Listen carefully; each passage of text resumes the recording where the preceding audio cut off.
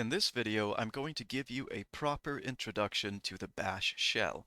You've already been using bash in the previous video when I went over some of the basic commands, but before we go deeper, I think it's a good time that I explain it a bit more and introduce you to some of these key terms, because if you're diving into the world of Linux, you're going to run into them a lot.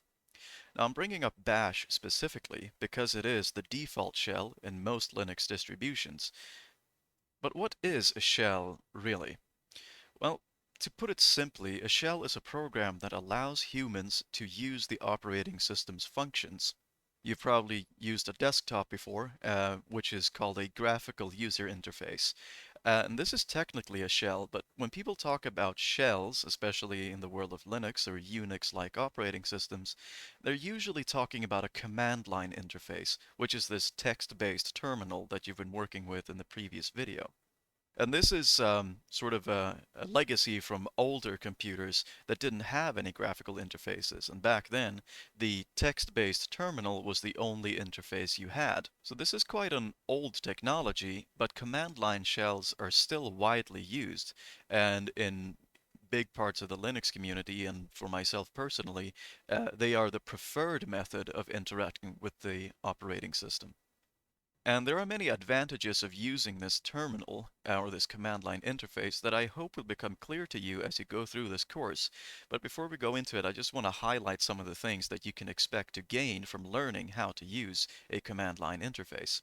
The first and probably the biggest thing that I've noticed anyway is that it requires no context switching. For example, if you are using a text editor and you have some build tools for a program that you're writing, or maybe a file system application or something like that, uh, you don't have to switch between all of these different windows if you're using a terminal, because it's all available right at your fingertips. It is 100% keyboard controlled. Now, you may not notice it when you're using a computer for daily tasks, but there is a lot of time that goes into putting your hand off the keyboard and using the mouse to click around on something.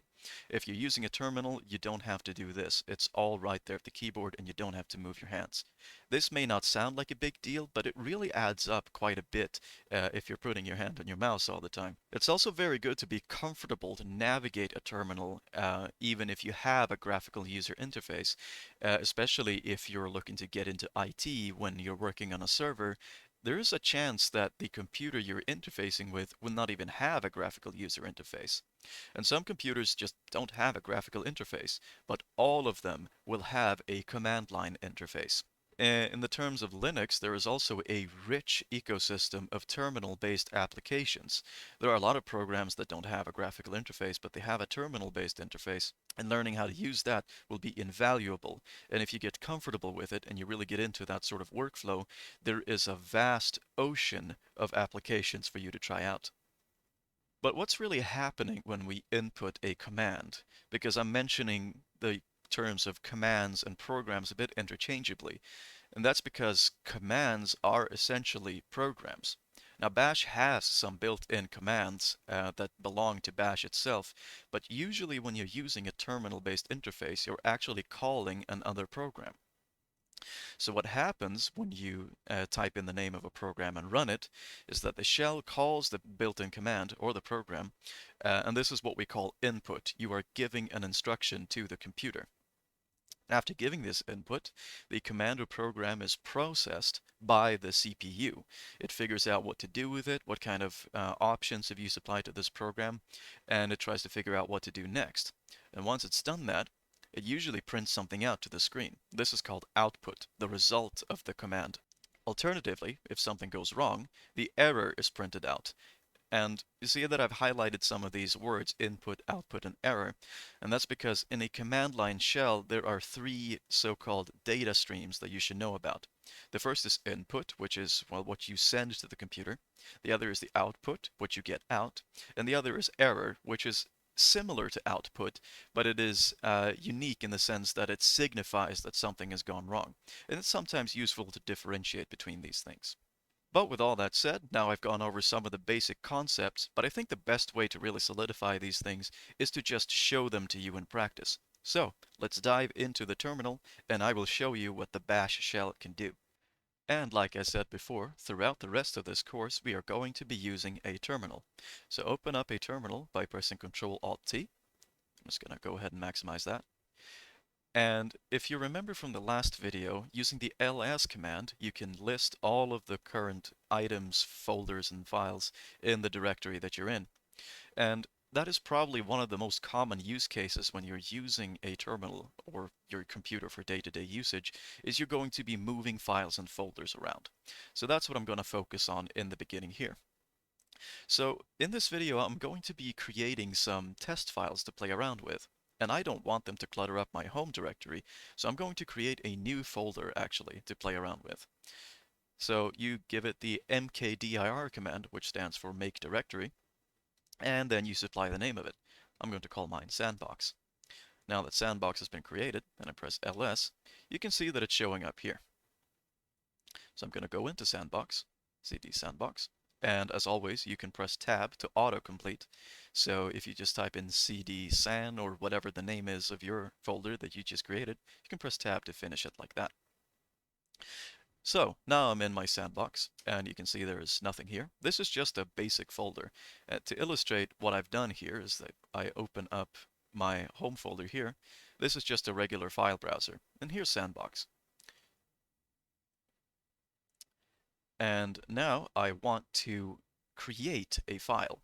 And there are several ways you can create files using bash, but probably one of the most common ways to just create an empty file is to use the touch command. What touch actually does is that it just updates the timestamp on a file, and the timestamp is when the file was last accessed. But if you use this command and you supply a file name of a file that doesn't exist, it will go ahead and create it for you. So I'm going to create a file called apples.txt. And now I typed in the name and the file extension. But you don't actually have to use file extensions in Linux. Judging by just the content of the file, the operating system can usually figure out what that file is. But I like to give it anyway because it feels clean. So now if I press ls, you see that we have a file called apples.txt. But there's nothing in that file at the moment. It's just an empty file sitting in the sandbox folder.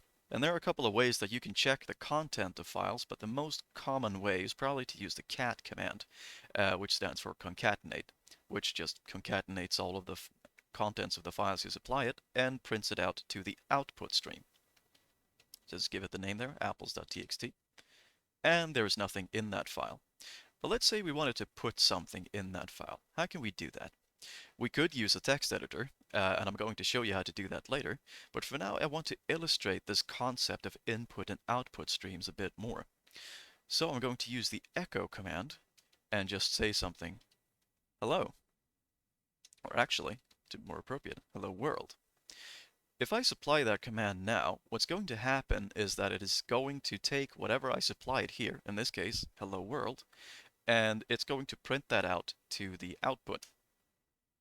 This is not terribly interesting, but there's something you can do with this, because here we give it the input, it processes it, and then returns some output. But we can actually redirect this output somewhere else, because right now it's just being printed out to the screen. But with bash, you can use these different symbols called pipes and arrows to redirect the flow of these data streams into something else. In this case, I want to redirect the output of the hello world message into the file called apples.txt. So these two arrows means take whatever is on this side and append it to this file. So now that I press enter, nothing happens, or at least so it seems, because the regular message hello world has actually been redirected into the apples.txt file.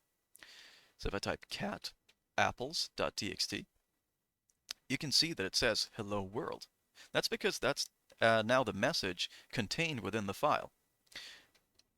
And in the last example, I used two arrows, but you can also overwrite something in the file by using one arrow. Say this is another message, and you close that out with double quotes. Otherwise, it treats everything as separate arguments, and I'll talk about what arguments are later, but basically it's a bit confusing.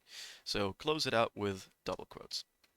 And now I just give one arrow, apples.txt, and that means that instead of appending this message to the file, you want it to overwrite the contents of the file. So I supply that, and I cat the content of apples.txt, and it says this is another message.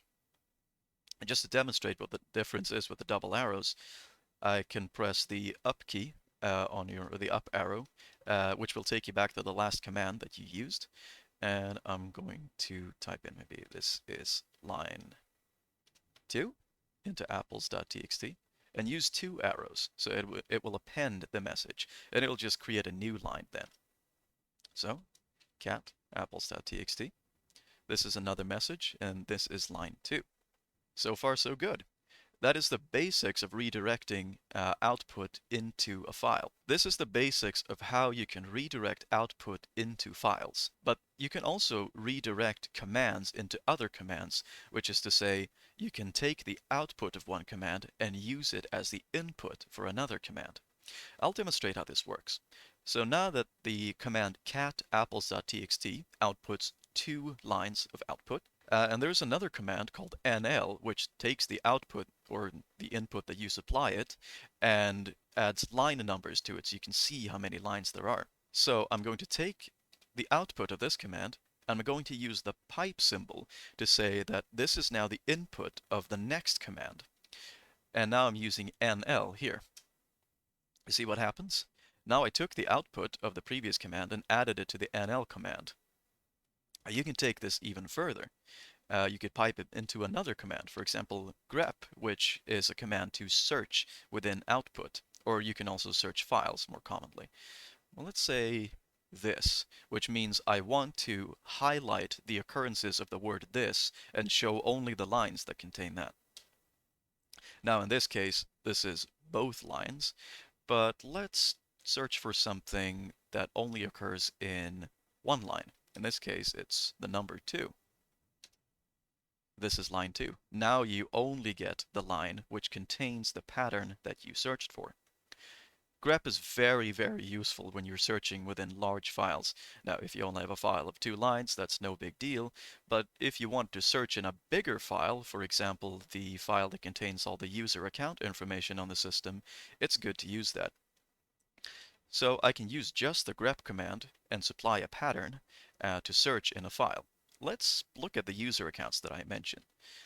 I know that I have a user account called Joseph, and I know that the file I want to search in is called /etc/passwd, or just called etcpassword by some people.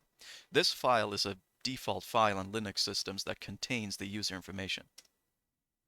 And there you go. There you can see all of the information here. It says Joseph, and it highlights all of the occurrences of that search term. Just to show you how useful this is, the etcpassword file is actually quite large, so if I just cat that out without anything else, we get a bunch of text, and maybe this is not exactly what we're looking for. So you can use grep instead. But let's transform this with the nl command as well, because it would be fun to see how many lines there are. And there you see there are 48 lines.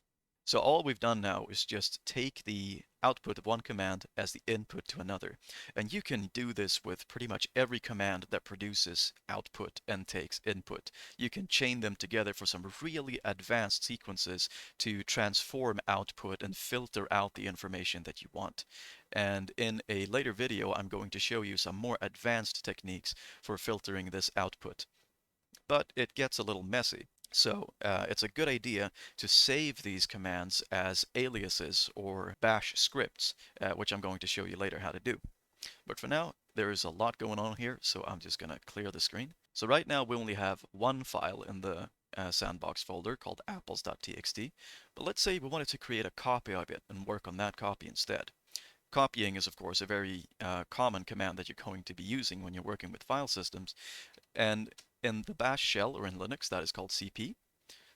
Let's type in cp apples.txt. That is the file we want to copy.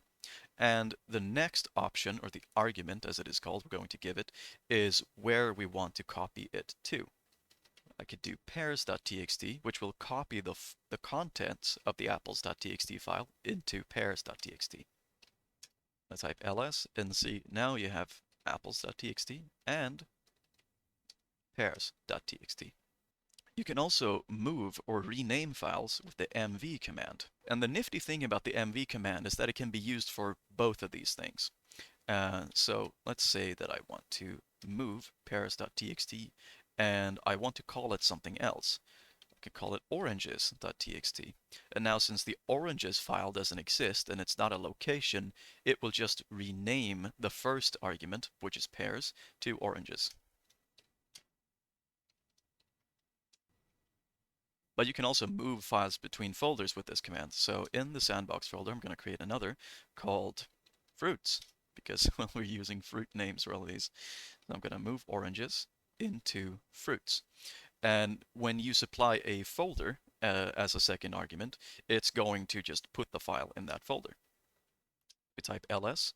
Now we see the folder name fruits.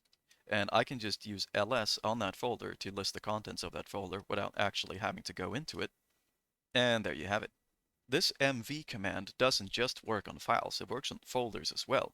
So let's say I wanted to rename this into something else, like text files. And I want to move apples in there as well, to text files. And hopefully by now you notice just how much quicker this is instead of having to manually navigate over to files and folders using a graphical interface, because if you just know the name of something, you can just start typing that in, press tab to finish it, and that's all you have to do. It's very quick and easy, and it also saves computer resources not having to render all of these things on screen. So let's say that you've decided you don't want to keep these files around anymore. In that case, you can use the rm command. But if you try to rm a folder that has files in it, it says it is a directory.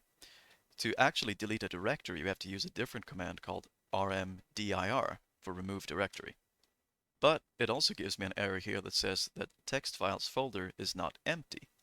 If you go into text files, you can remove individual files with the rm command, apples, oranges, and you can supply as many file names as you want, and it will go ahead and remove those. But remember, when you use the rm command, the files that you remove don't actually go into the trash bin or something like that. They are simply gone. And this is a common theme when using the command line with Linux, is that when you input commands, the operating system assumes that you know what you're doing. It doesn't know that you didn't actually mean to do the thing that you just told it to do. It will just go ahead and comply. So when you're typing in commands, make sure that you double check what you're actually typing in. It's pretty hard to break your computer, and you're not actually going to be able to change anything without having root user privileges.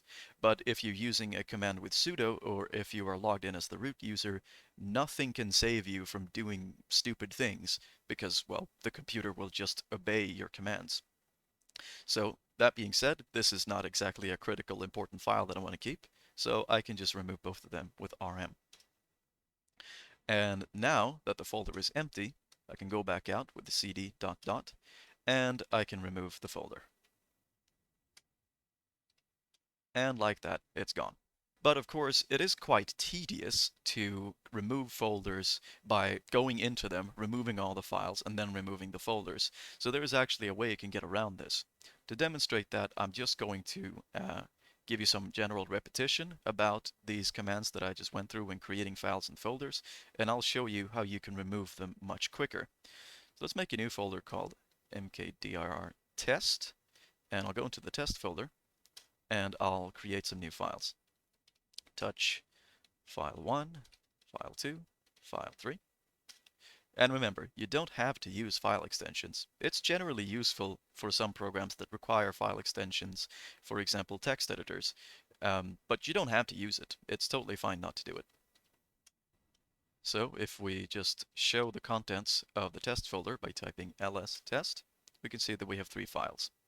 And you can use rm-rf to remove everything that is in a folder. The R option, or the R flag, stands for recursive, which means that you want to remove something in a folder and everything below that folder. And F stands for force, which means that you don't want to be prompted for confirmation for every file, you just want to go ahead and remove it. Be careful when using RMRF. Make sure that what you are typing in is actually the thing you want to remove. Because, like I said, it's not going to go into the system trash, it's just going to be gone. So, I'm going to use that on the test folder. And it's all gone. Now our sandbox folder is completely empty.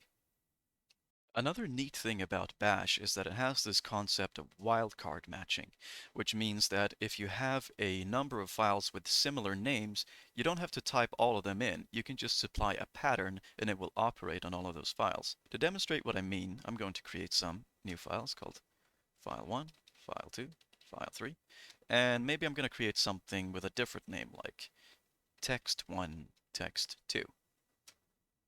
If I look at all of those, and I can use ls-l to show them in a long form. So you see now we have 5 files, file1, file2, file3, text1, and text2.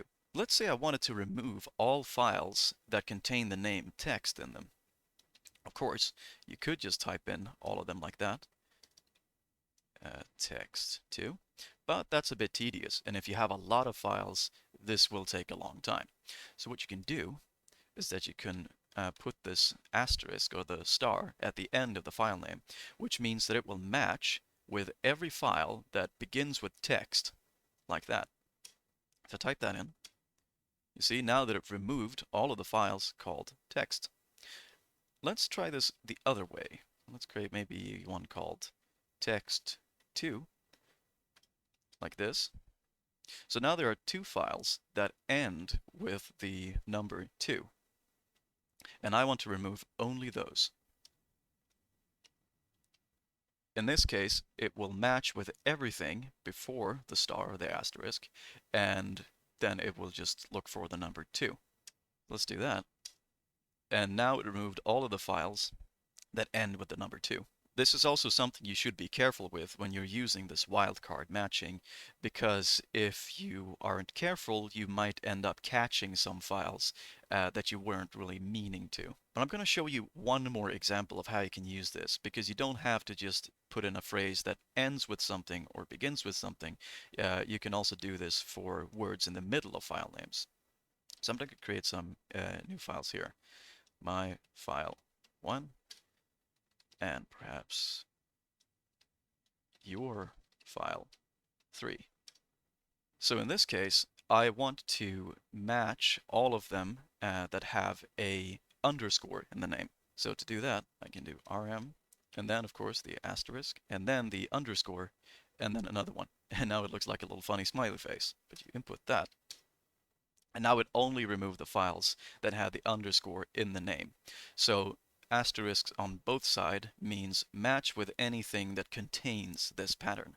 If you understand these basic things, you're going to be quite productive with the bash shell already. But if you're getting into using a terminal and you're not used to it, it might seem a little overwhelming. Like, how do you remember all of these commands? Well, sometimes you don't, and that's okay. But most of these commands, the vast majority of them, have manuals that you can read. Now, they're quite dry and boring, but sometimes they're useful. And you can actually search within a manual to find the options that you're looking for. And this is done with the man command, which will display the so-called man page for the command. Let's look at the mkdir command, for example. Now this will display a pager that will show you what the command does and how to use it. And you can scroll through this pager using the J and K keys, which may seem a little strange, but this is something you're probably going to get used to if you're using the Vim text editor, which I'm going to show you later. So you can scroll through this and you can see all of the options that this command provides. For example, the -p command that says no error if existing, make parent directories as needed, which means that you can just go ahead and create a long string of directories even if the parent directory of the one you want to create doesn't exist. So if you scroll through this and you're happy with it, you can just press Q to quit and it will go back. By now you know all of the basics of how to use Bash to navigate your file system and work with files and folders, but of course there's a lot more to it than that. And in the shell scripting video later, I'm going to go really into the deep end of how to use all of its functions to automate scripts and create new functions within Bash to use. But there's one more thing I want to introduce before that, and that is the concept of variables. Now, when you start bash, it actually reads from a file called bashrc and loads some variables into memory, which is essentially a set of names for data that it wants to store. And there are two kinds of variables. There are your regular local user-defined variables and the environment variables. But first I want to show you just how a variable works. You can create variables directly on the command line. So for example, if I wanted to create a variable called my number, you can type in the name of that variable followed by an equal sign and then a value, 5. And remember now, there are no spaces between the variable name and the equal sign and the value. Just keep that in mind. So now it seems like nothing has happened, but I can check the value of a variable by using the echo command. Now echo doesn't just print out a message that you write in, it can actually echo out the values of variables. So to check a variable, you give it the number sign and then, or the dollar sign rather, and you type in the name of the variable. So echo $ my number. So my number contains the value 5. So when I type in that echo command, it will actually substitute the name of the variable for that number. Now there are many variables involved in here, and you can use the command print-env to check which environment variables you have available. Quite a bit. But all of these are very useful and is something that Bash uses to look up more system-specific information. For example, you can see in the top here it says home, which is the environment variable for where my home directory is.